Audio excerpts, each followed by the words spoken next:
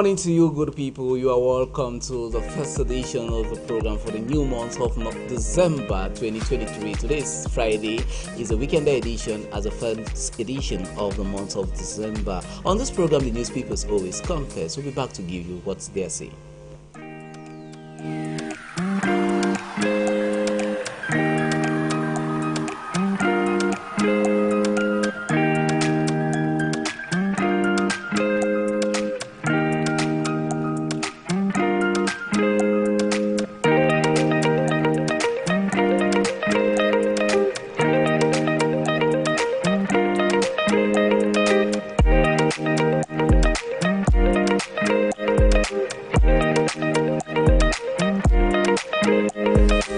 Once more, you are welcome back. If you are just joining us, the program on air is Press Brief. On this program, the newspapers always come first. For presentation, I am a technical Larry Kevin Tabot. We start off with The Voice. The Voice of Randy Joseph for today says, at tragic Bamenda gun attack, detained Dama Films crew appears at military tribunal.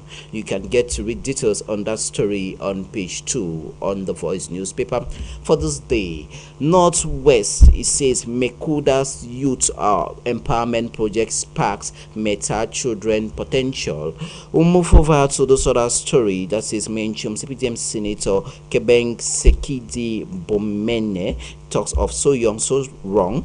We'll wrap up with this one that talks of action fund to youth in Boya AGM.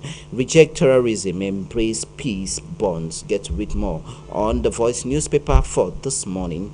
From the Voice newspaper, we take a stop over with Lujrapo. Lujrapo of Carol Tamba talks of false scarcity. He says SDP says there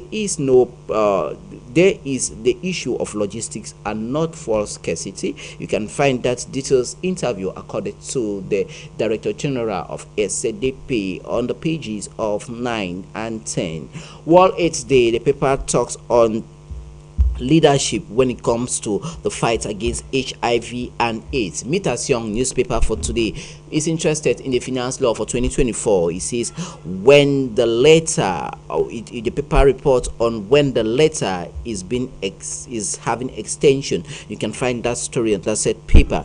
See, we move over to this one of Valentin Simon Ziga, who says journalists of the newspaper sector needs to revamp their skills. Get to read more on that paper for this day. The historic newspaper of Le Populi for today says faced with all manners of peril. It talks of OTS, Northwest, Southwest, succession, legalization, debt, embezzlement of state funds. These are some of the major preoccupations from journalists being posed to the President of the Republic, who according to the historic paper is dozing off. You can find more on that paper of Le Populi for this day. From Le Populi, we take you now to the next publication, Echo du Parlement for today. It says November session of Parliament. Dion Gute presents Cameroon's 2024 economic, financial, social, cultural programs. You can find that story on that said paper for this morning.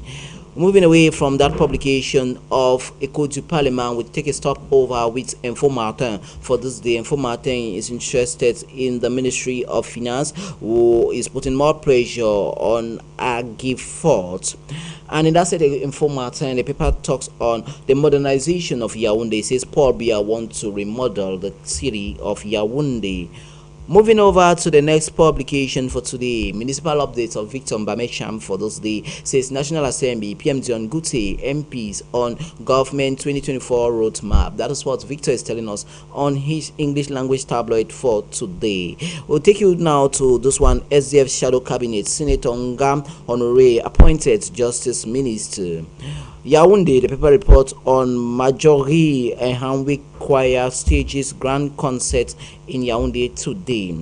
We'll move over to Investic Info for this morning. Investic Info talks of force shortage. It says force alerts in the city of Yaoundé, according to Investic Info newspaper. Expression Economy for this morning talks of the integration of CEMAC. It says Cameroon is negotiating a deal of 5,000 billion for the integration project of the SMAC Commission. We're moving over to inflation. The paper talks on inflation in the country and the ways that it stands. And we take you to the 2024 finance law, this time around from the Union of Cameroon's Employers, known as GCAM. It says GCAM advocates for foreign workers in the country. Away from that publication, let's take you now to Emergence for this day. It's interested in the bilateral relationship with Cameroon and Russia, this time around in the defense sector, as Vladimir Putin promised to deploy more arms and ammunition to the Republic of Cameroon. We'll move over to the elections at the presidency of the Cameroon Medical Council. It says pressure is being mounted from all fronts. Malaria, the paper reports on 155 million CFA funds put in place for the purchase of the malaria vaccine in the country. Away from that, let's take you now to My Hospital. Another health newspaper is interested in the World AIDS Day that has been celebrated across the globe today. It says 11,000 patients are on antiretroviral in the Yaoundé Central Hospital for the past 25 years. You can find that story on that My Hospital newspaper for this day. The advocacy for the construction of a blood bank infrastructure at the Kribi District Hospital. You can find that story on that said paper for today. The fight against HIV and AIDS. Dr. John Kengasong, the Cameroonian from Lebialem, who is the UN coordinator for Global AIDS, talks on how African countries need to put in more energy for the combat of HIV and AIDS. From that health newspaper, we take you to another health newspaper, this time around Quotidien Eco Santé, that talks of the elections at the Cameroon Medical Council. Dr. Jean Benlot Zambo, who wants a better working condition for medical personnel across the nation, he voted as president of the Cameroon Medical Council. The eradication of transmission of HIV from mother to child, he says the Chantal Biya Center, known as CIRCB and AJC, comes out with this great engagement for the prevention of mother-to-child transmission of HIV and AIDS as the world celebrates World AIDS Day today.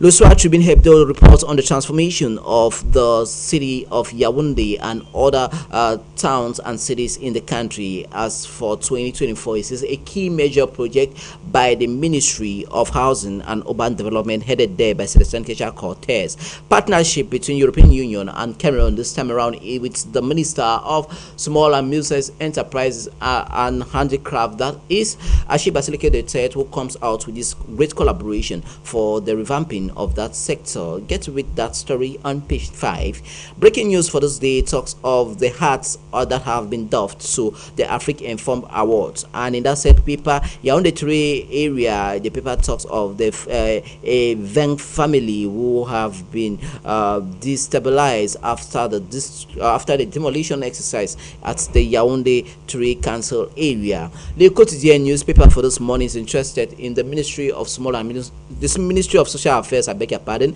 this time around with persons living with disability. The paper talks of the intervention accorded to support those persons living with disability in the country by the Minister of Social Affairs, Pauline Irene. We take you to SADP, that is the hydrocarbon company. It talks of the SADP reassures the Cameroonian population that fuel and other gas related products will be made available as there is no shortage or scarcity. So far so good. The Guardian Post for this morning of Christian Gas says Vaccine Alliance board chair announced in Cameroon, and in that said paper, farewell audience granted to the outgoing Indian High Commissioner to Cameroon. The paper talks of Bia Hills Yaoundé New Delhi ties. We'll move away from the Guardian Post of Christian Gal to talk something else this time around with this paper of Info Show for today. It talks of the examination of the finance law for 2024. The paper talks of the unacceptable when it comes to the executive. You can get to read more on that said paper for today. From Info Show, we take a bow out of the studio with the last paper we are having for this morning. That is Quotidien Economy comes back to the Cameroon envelope of the budget of 6,679 billion 0.5 for the finance law for 2024. You can find more on the pages of that paper of Quotidian Economy for this day.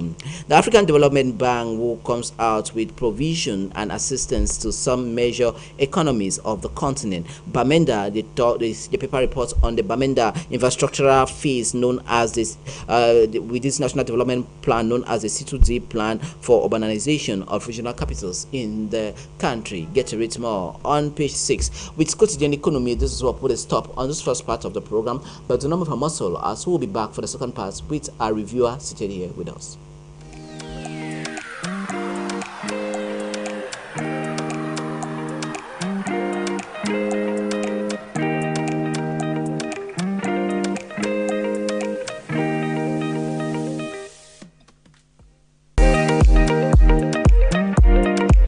Once again, if you are joining us, you are onto the program Press Brief, and on this program we talk the newspapers. This is the second part of the program, reverse for our reviewer, and our reviewer for today is Musa Nahibu. Good morning to you, Musa, and you're heartily welcome once again.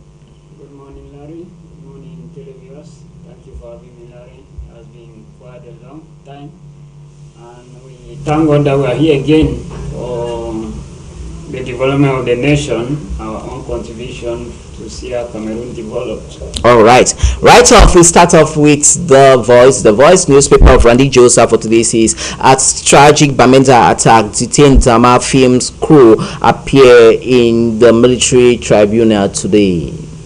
Yes, Mr. Larry, I think it's a tragic moment that happened in Bamenda, where a Nigerian superstar film actor was attacked by the boys, and there is a lot happening, and I think he has gone out of the country, or he has gone back to Nigeria. No, he's still in the country. However, there are some serious issues that are happening. Of course, the military, maybe they have to investigate what is happening, and he himself, he made a statement that there is real war in Cameroon, and of course in Bamenda.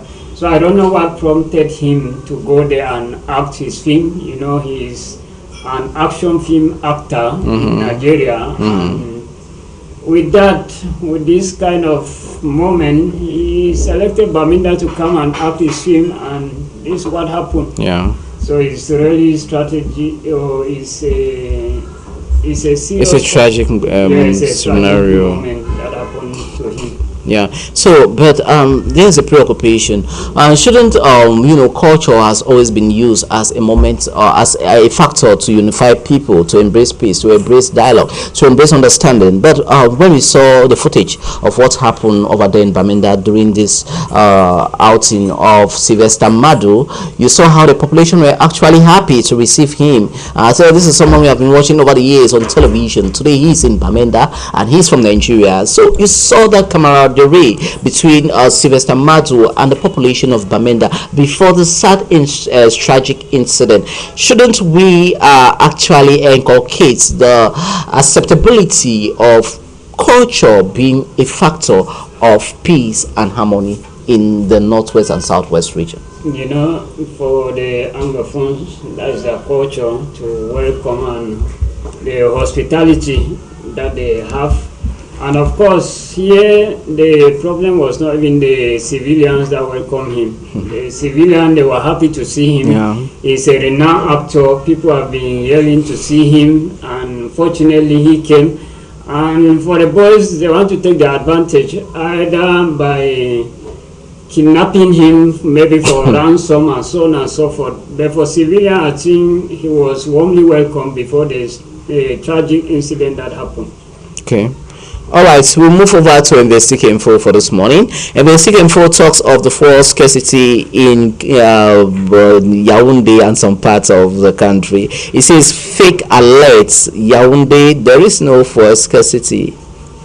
You know, Mr. Lara, at times the dealers, they want to just inflict the prices for this product They might do that just to hide the product, but it does not cancel the fact that even in Buea, sometimes we see fuel scarcity.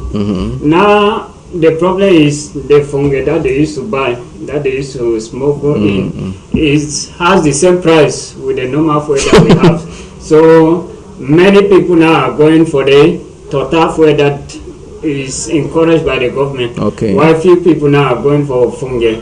With that now, it has caused a lot of demand for this fuel, and sometimes we see scarcity.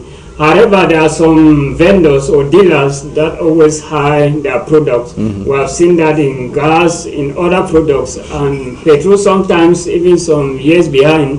There was a time that they made that allegation that there was fuel scarcity in Yaoundé until the minister intervened before they saw that there was even nothing. They just want to inflate the prices. So I think the minister or the people in charge, they should go and see how they can coordinate that.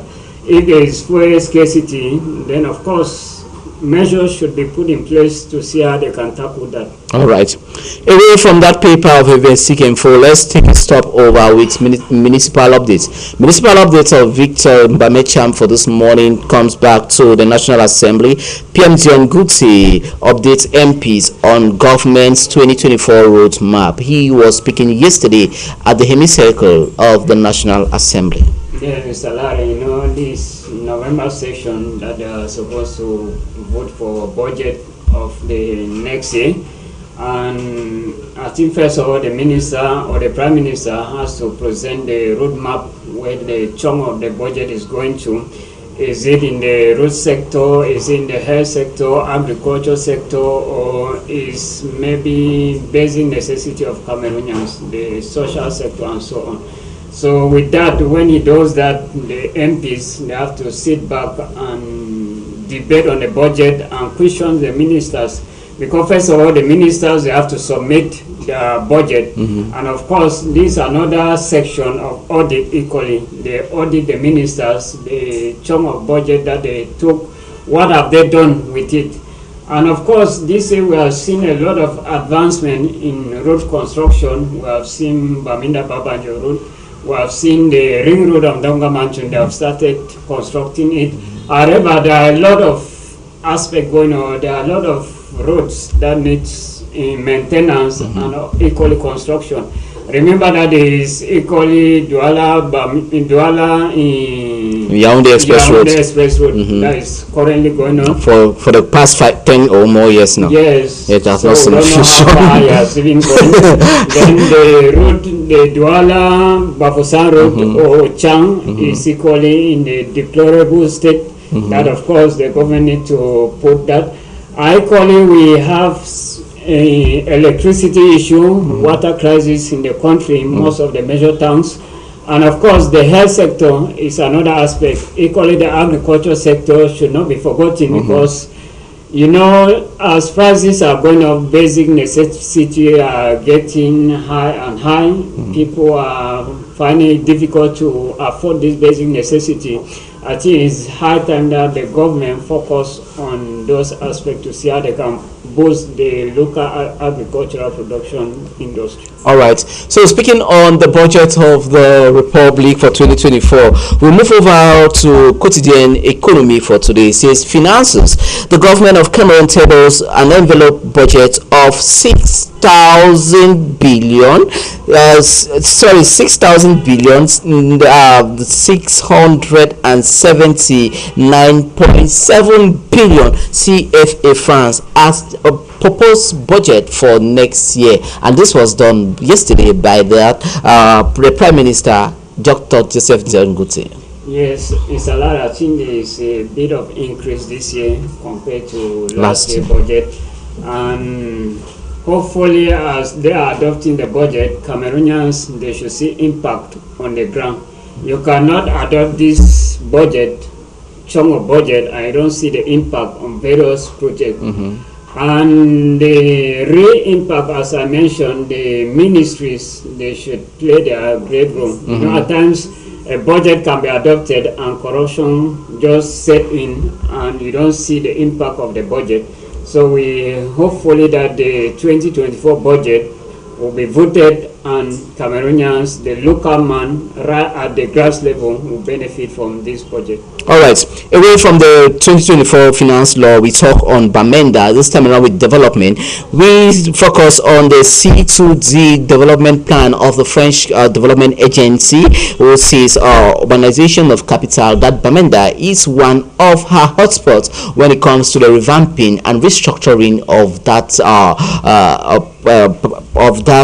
seat of power for the Northwest region. Yeah, Mr. Larry, before the crisis, Bamenda was one of the fastest growing towns in the country. And now you can see for yourself, Bamenda has gone back. The town, you cannot even believe that it's a regional headquarters for the Northwest region. And you cannot compare Bamenda now with Buea in terms of business development, in terms of development infrastructures, and so on and so forth. So the crisis has hit hard in Bamenda town, especially in Bamenda town, because of the persistent ghost town that is very serious in Bamenda. Equally, the Bamenda is so big that it becomes very difficult to control all the aspects in Bamenda. I call it the gate between other divisional headquarters to Bamenda is a blue to Bamenda. So I think a lot of effort need to be done. In Bamenda at times when you go to Bamenda, you wonder what is happening. It's here for Goti region because during rainy season there's a lot of mud on the road. Now during dry season there's a lot of dust and so on and so forth, so the roads are not passable. And Bamenda is one of the highest producers of this our basic commodity that we consume. Food items. Yes, food items. So if the town is not developed, it becomes so difficult. There was even a time that the boys gave an ultimatum for some agency that they should not even work, they should not operate. So how do you expect that food products or maybe people who are doing business and services to leave the town out of the town? You can imagine. It becomes very difficult. I think it's a good idea to focus in Bamenda town as the crises are cooling down now. All right. Let's take you to the satiric newspaper of Le Popoli for this morning. Le Popoli says faced with all manner of peril, so you can find it there. A caricature of the president, or the journalists are asking, what about OTS? What about Northwest and Southwest crisis, corruption, succession, constant power outages, like my neighborhood for past 1 month now, no lights, debt, public debt. What do you have to say? And you see the caricature of the satiric newspaper with the president like those enough. Mr. Larry, at times when the city celebrate maybe anniversary of the head of state ascending into power, 41 years. Yeah, they should sit and reflect the successes that he had, the failure, the challenges, and so on and so forth. For sure, he cannot be perfect. There are a lot of challenges facing him. As they mentioned, corruption, despite the fact that he is doing his effort to fight, but you see it increasing on a daily basis. Despite the fact that he has done a lot of effort, like the national dialogue to maybe resolve the Northwest and Southwest crisis, is still continuing. Despite the fact that he is doing some effort to see how he can tackle some basic necessities like water, like electricity, and so on. We still have areas that they don't have electricity in town. Like my neighborhood. Yes. For the past 1 month. For the past 1 month, we don't have lights. You don't have light. You so can it's imagine. really challenges. How do you operate? How do you really connect with the world without the electricity? And we are heading towards the 2035 vision emergence. Yes. And these are the aspects that he should focus on. I think there are a lot of challenges, and the ministers, they should assist him in tackling some of these challenges before the 2035. All right. Moving over to Le Quotidien for today, talks of the protection of persons living with disability. The Ministry of Social Affairs, headed by Pauline Irengene, intervenes with the decentralization services of persons living with disability as she secures to their plight and worries. There is a lot of things. Some of us that we are living well, we we always see these people as though they have committed a crime. No, they have not committed a crime. It's just out of the way God is testing them to give them that disability. And I think there should be a lot of effort. Some of them, they cannot work and they don't have any assistance from NGOs, from the government, and so on and so forth. So I think they should do a lot for them. They should create schools, for example, the deaf or the blind. They should have their own school, like the blue blind that we have in my 16. It should be multiplied throughout the national territory. And most of them, I think they should be given scholarship even to study, and they should be integrated in the system as civilians in the country. So I think public service. Yes. So I think the ministry should do a lot of effort towards that, and they should heal to their plan and see how they can equally attend to their worries. All right. Lesotho Tribune head though for this day talks of the transformation of Cameroonian towns. This time around with Yaoundé. It says Yaoundé at the heart of beautification for 2024. This is a program that is being initiated by the Minister of Housing and Urban Development, Celestin Kecha Cortez. Yes, Mr. Lara, I think it's a good move that by the minister. Despite the fact that we are 2023 now, we are still talking about beautification of the political capital of the country. And at times when you go to Yaoundé, you really wonder, people feel that Yaoundé is Yaoundé. But you really wonder that there are some quarters that you really wonder that whether this is Yaoundé. Major roads even. Yes. Major roads in the town. In the town itself. Yaoundé is a big problem. Yaoundé has challenges of road, of linking the quarters and so on and so forth. And even there are a lot of deaths. The town is not very clean. Yeah. And when you go, there is a lot of buildings that are not supposed to be, and there is no control in the building plan and so on and so forth. So the town does not have building plan and even Douala. Yeah, even old taxes. Yes, that applies. Old taxes that apply. That applies the major roads. The AFCON that we had, that many of those cars were seized and burned, and even mad people were arrested and kept at the detention room. Again, what happened? They resurfaced. So I think there is a lot of effort, and these are some of the challenges that we are talking about, despite the fact that we are heading towards 2035, which many Cameroonians are doubting. But of course, these are aspects that we need to focus on. But of course, there are some areas that are good. When you go to Post Central, yes, you see it's really beautiful, especially with what the council did, that structure and so on and so forth. So I think other areas equally, they should do a lot of effort to see how they can be beautiful.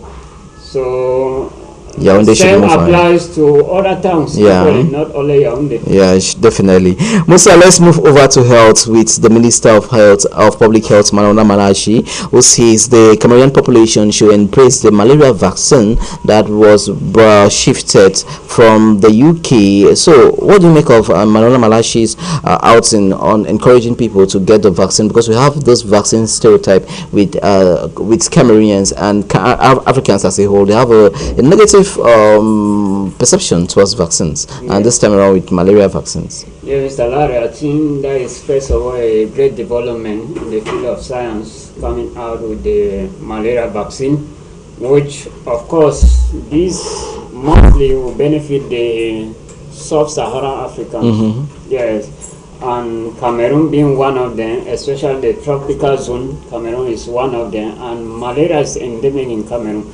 Many people feel that malaria does not kill. Malaria is just a simple illness. No, malaria is one of the most highest killers in this tropical Africa, especially for children. Yeah. And coming out with the vaccine and being a smart minister, importing the vaccine is a plus to him. I think I've seen a lot of effort that he has done. He's a man of his word and someone who is very serious. I think those are one of the few ministers that we have that are putting a lot of effort to see that the ministry succeed.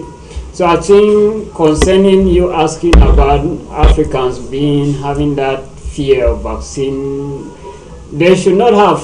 Vaccine is just a drug that protects you from something, and mostly vaccine comes for viral disease, and fortunately malaria, which happens to be a parasitic disease or a protozoan disease, is having a vaccine, so it's a good, and we encourage many Cameroonians they should take the advantage and have the vaccine and test it and see for sure before they approve the vaccine. It means that the vaccine is safe and is okay for consumption.